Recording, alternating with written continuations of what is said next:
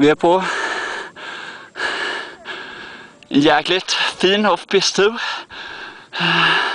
Min handskyddar solen, ursäkta för det. Vi ser högst upp kommer Beata.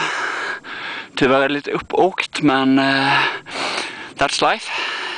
Jag och pappa åkte den här innan och då var det lite mindre spår, men absolut, varför inte? Vi zoomar in lite för att se om vi ser Beata. Där har vi Beata. Shit, vad hon åker. Det går så jäkla bra.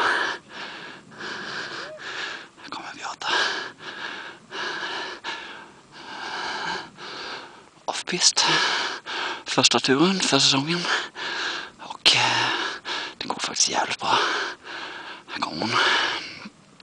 Go girl.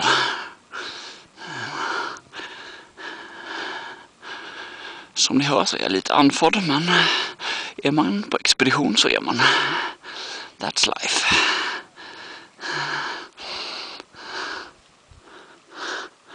Here we go.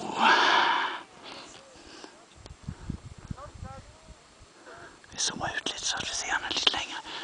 Ja, här kommer hon. Grymt jävla fett. Och nu kommer nästa. Vem har vi? Var har vi dem?